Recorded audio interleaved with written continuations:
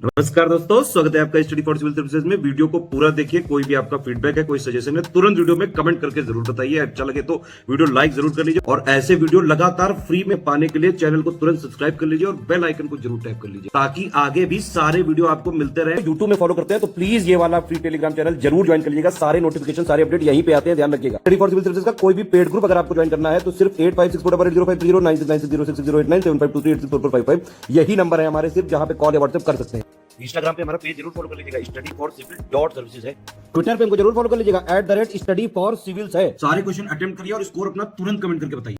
Allahabad high court की आगामी परीक्षा के लिए हमारी क्विज लगातार चल रही थी और अगर आप हमारे पेड क्विज वाले इस टेलीग्राम ग्रुप से जुड़ना चाहते हैं तो यहाँ आप जुड़ सकते हैं और निरंतर आपको परीक्षा तक ढेर सारे प्रश्नों का अभ्यास कराया जाएगा। आप इससे लाभान्वित हो सकते हैं। तो डिस्क्रिप्शन में नंबर दिए हैं, आप वहाँ से संपर्क कर सकते हैं। शुरू करते हैं आज की प्रैक्टिस को। कुछ प्रश्नों को हम देखेंगे। तो चोल काल में तनखुर्रम, ठीक है, तनखुर्रम ये क्या था असल में? इसे तनकुर्रम भी कहा जाता था, तनखुर्रम भी कहा जाता था। प्रोनाउंसिएशन का थोड़ा सा फर्क है। तो ये ब्राह्मणों के लिए शिक्षण संस्था हुआ करती थी या फिर ये देवदासियों के निवास का स्थान होता था। मंदिर के आश्रित कन्याएं होती थी। माता पिता इन्हें बचपन में ही देवता को दान कर देते थे, मतलब मंदिर की संपत्ति बना देते थे। इसके अलावा ये नगर को कहा जाता था या गाँव की एक साधारण सभा को कहते थे। आप देख कर बताइए। और इसका जो करेक्ट आंसर है वो इसमें नगर हो जाएगा, ठीक है, नगर को ये कहा जाता था। इसके बाद आगे बढ़ते हैं। प्रश्न संख्या 2 को देखिए। दंतिदुर्ग ने राष्ट्रकूट साम्राज्य की स्थापना की, राष्ट्रकूटों के वंश की स्थापना की, कब की ये बताइए। तो ये 750 ईस्वी का समय है, 755 का है, 758, 80 ऐसे दे रखा है। 750 में की थी, ठीक है। ये जो समय है राष्ट्रकूट किंगडम का वो 750 वाला है। इसके बाद आगे चलते हैं। प्रश्न संख्या 3 को देखते हैं। राजतरंगिणी के लेखक का नाम है कल्हड़। बहुत ही विस्तृत और विधिवत तरीके से कश्मीर के राजवंशों का इतिहास इसमें दिया हुआ है। तो किस वंश के शासकों का इन्हें संरक्षण प्राप्त था? कारकोट वंश का, लोहार वंश का, उत्पल वंश का, या फिर इसमें आप देखें या फिर उपर्युक्त में से कोई नहीं। तो करेक्ट आंसर क्या होगा? थर्ड वाले का, सी हो जाएगा, उत्पल। आगे बढ़ते हैं। प्रश्न संख्या 4 को देखिए। आदि वाराह की उपाधि किसने धारण की थी? ये परमार भोज का काम था या फिर राजा जयसिंह को मिली थी, मिहिर भोज को मिली थी कि कर्णदेव को मिली थी? क्वेश्चन नंबर 4, करेक्ट आंसर इसका डी हो जाएगा, कर्णदेव को ये उपाधि प्राप्त थी। इसके बाद आगे चलते हैं। यहाँ पे आप देखिए ये जो चौथा वाला है ना, इसका करेक्ट आंसर क्या होगा? सी वाला हो जाएगा, मिहिर भोज। यहाँ थोड़ा सा चुनने में मिस्टेक हुआ है। मिहिर भोज ने आदि वाराह की उपाधि को धारण किया था। इसके बाद आगे बढ़ते हैं। प्रश्न संख्या 5 को देखिए। राजपूत काल में, राजपूतों का जो समय था, शिक्षा के प्रमुख विषय क्या थे? देखिए हर समय, हर जो काल होता है, जैसे वैदिक काल है या फिर कोई भी आगे का समय है, तो उसमें शिक्षा के केंद्र अलग अलग हुआ करते हैं। शिक्षा का जो फोकस है वो अलग अलग चीज़ों पर रहता है। तो राजपूतों के समय में शिक्षा का प्रमुख केंद्र कौन सा था? ये वेद व्याकरण था, तकनीकी शल्य चिकित्सा थी, विधि साहित्य और विज्ञान था। तो करेक्ट आंसर 5th वाले का क्या होना चाहिए? सी वाला होना चाहिए। विधि साहित्य और विज्ञान की शिक्षा उस समय काफ़ी ज़्यादा प्रचलित थी, लोगों में ये नई रुचि जगी थी। तो लीगल लिटरेचर और साइंस को हम चुनते हैं। इसके बाद आगे बढ़ते हैं। वेद और व्याकरण तो पहले से ही चल रहा था। प्रश्न संख्या 6 को देखिए। हड़प्पा सभ्यता के किस स्थान से ऐसी मुद्रा मिली है जिस पर कि 3 घड़ियाल समझ रहे हैं, पानी वाले, और 2 मछलियों का अंकन है? ऐसी कौन सी मुद्रा, मतलब कहाँ से, किस स्थान से मुद्रा प्राप्त हुई है? लोथल से प्राप्त हुई है, चनूदड़ों से मिली है, मोहनजोदड़ो से, या फिर कालीबंगा से? देखकर बताइएगा। क्वेश्चन नंबर 6, और इसका जो सही जवाब है वो हो जाएगा बी वाला, चनूदड़ों से इस प्रकार की ये मुद्रा प्राप्त हुई है। यहाँ हमने चुना चनूदड़ों को, ठीक है। इसका जो बी वाला ऑप्शन है उसको चुना। इसके बाद आगे बढ़ते हैं। प्रश्न संख्या 7 को देखिए। इसमें हड़प्पा सभ्यता के किस स्थान से ईंटों पर एक बिल्ली का पीछा करते हुए कुत्ते के पंजों के निशान प्राप्त हुए हैं? मतलब कुत्ता जो है वो बिल्ली का पीछा कर रहा है, पंजे के निशान यहाँ से प्राप्त हुए हैं। तो ये ईंटों पर से मिला है। ईंट कहाँ से प्राप्त हुई है आपको बताना है। मोहनजोदड़ो से प्राप्त हुई है, चनूदड़ो से प्राप्त हुई है, कालीबंगा से प्राप्त हुई है कि धौलावीरा से? प्रश्न संख्या 7 को देखिए। करेक्ट आंसर क्या होगा? बी होगा, चनूदड़ों से ये पंजों के निशान प्राप्त हुए हैं। इसके बाद आगे चलते हैं। प्रश्न संख्या 8 को देखिए। निम्नलिखित में से किस ग्रंथ में सर्वप्रथम 4 आश्रमों का एक साथ उल्लेख प्राप्त हुआ है? 4 आश्रम मतलब जिंदगी के 4 पड़ाव, ब्रह्मचर्य, गृहस्थ, वानप्रस्थ और संन्यास। तो ये छांदोग्य उपनिषद से जानकारी प्राप्त हुई है, जाबालोपनिषद से, मुंडकोपनिषद से कि मनुस्मृति से? चारों का एक साथ वर्णन। करेक्ट आंसर क्या होगा? जाबालोपनिषद। इसके बाद आगे बढ़ते हैं। प्रश्न संख्या 9 को देखिए। निम्नलिखित में से किस काल में गोत्र की प्रथा, गोत्र शब्द जो है ना वो गोष्ठ से निकला हुआ है। गोष्ठ एक संस्कृत का शब्द है, इसका मतलब होता है गौशाला या गायों को रखने का स्थान। तो पहले के समय में जो ऋषि होते थे उनका बहुत बड़ा गुरुकुल होता था। और उसके अंतर्गत उनके बहुत सारे अनुयायी शिष्य सब रहा करते थे, पूरा एक परिवार रहता था। और उनके पालन पोषण के लिए गायों का एक कबीला होता था, माने गायों का एक झुंड होता था।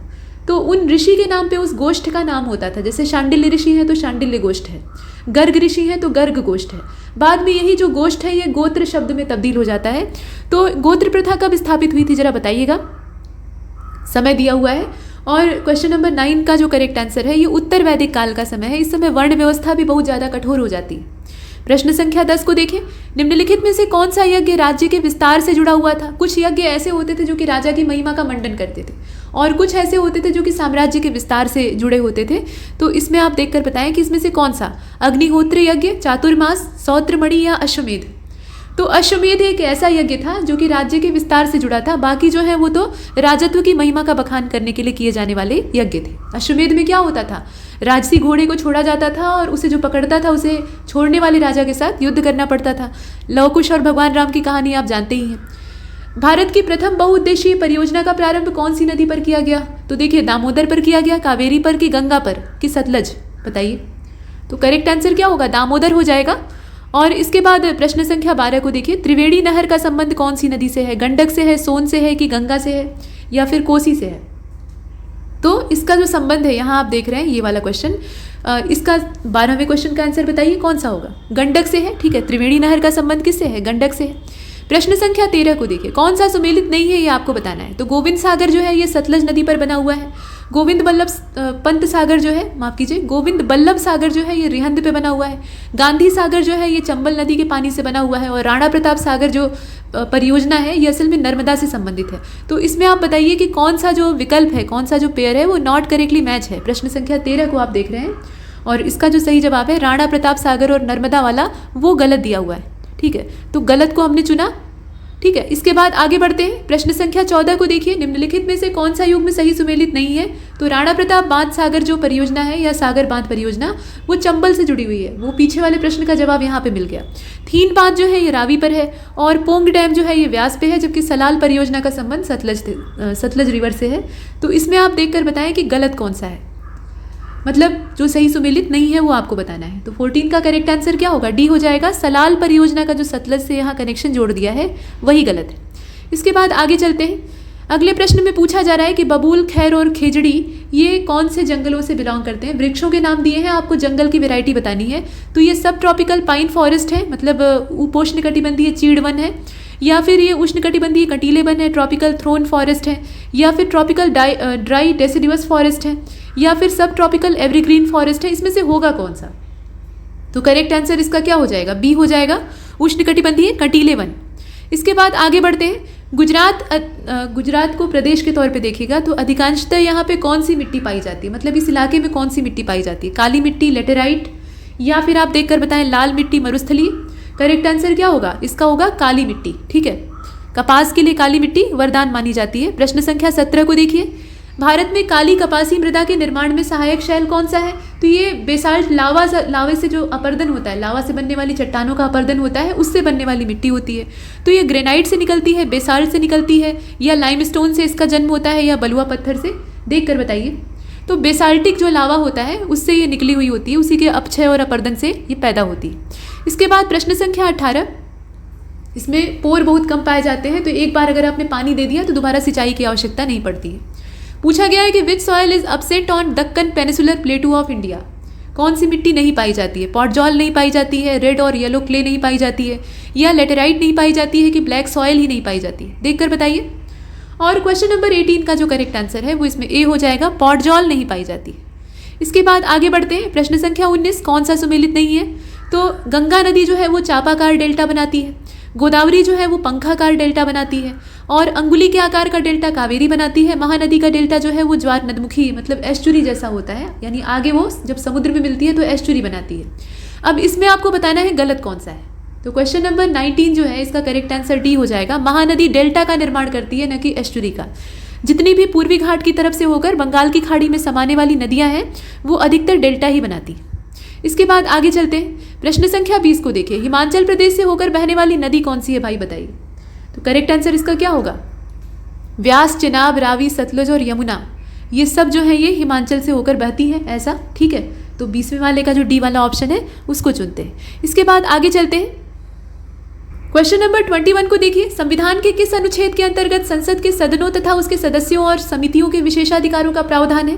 तो ये कौन सा है भाई? इसमें से ये आर्टिकल नंबर 102 है, 105 है, 108 है या 109 है?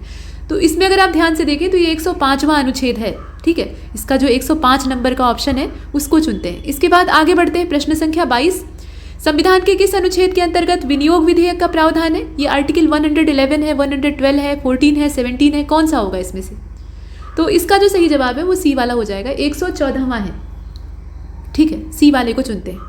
इसके बाद अगले वाले को देखते हैं। प्रश्न संख्या 23, संविधान के किस अनुच्छेद के अंतर्गत भारत के नियंत्रक और महालेखा परीक्षक का प्रावधान है? ये 143वां है, 145वां है या 148 या 159? इसमें से कौन सा होगा?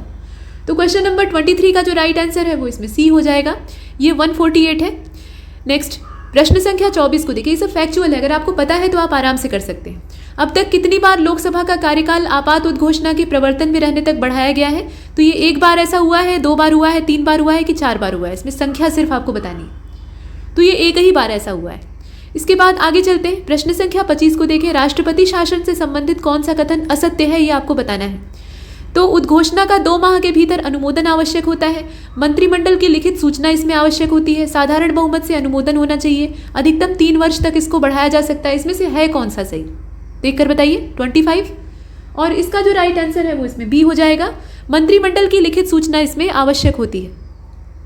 26 को देखिए, जैवमंडल आरक्षित क्षेत्र यानी बायोस्फीयर रिजर्व, इसके बारे में करेक्ट डिस्क्रिप्शन कौन सा है?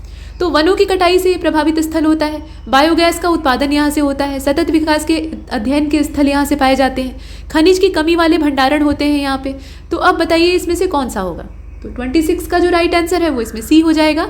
मतलब सतत विकास के लिए ये स्टडी का पॉइंट होता है और इसके बहुत सारे एरिया होते हैं। इसमें एक कोर एरिया होता है, बाकी बफर जोन होता है। तो जो कोर एरिया होता है वहाँ तो एकदम नेशनल पार्क जैसी सिक्योरिटी होती है और वैसे ही रिस्ट्रिक्शन होती है, लेकिन जो ऊपर के बाहर के एरिया होते हैं वहाँ रिसर्च और जो अन्य चराई और खेती की सुविधाएं हैं वो भी दिखाई देती हैं। तो अलग अलग एरिया के अपने मापदंड होते हैं। कुल मिलाकर यहाँ अध्ययन की सुविधा होती है और अध्ययन किस संदर्भ में? तो ये सस्टेनेबल डेवलपमेंट के संदर्भ में।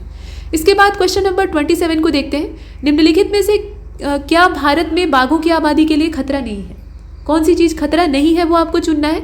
तो मवेशियों की चराई खतरा नहीं है, प्राकृतिक वास का विखंडन खतरा नहीं है, या वन्यजीव गलियारों का संयोजन खतरा नहीं है, combination of wild life corridors. बताइए इसमें से कौन सा थ्रेट नहीं है टाइगर पॉपुलेशन के लिए?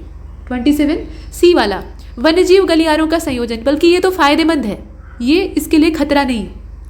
बाकी मवेशियों की चराई होगी तो बाघ वहाँ रहेंगे, तो जो चराने वाले ग्रामीण हैं उनको खतरा हो सकता है और उन्हें खतरा होगा तो वो बाघों को मार सकते हैं। प्लस जो प्राकृतिक आवास है वो नष्ट होगा तो कोई भी स्पीशीज खत्म हो जाएगी। ये तो किसी भी प्रजाति के विलुप्त होने का सबसे बड़ा कारण होता है।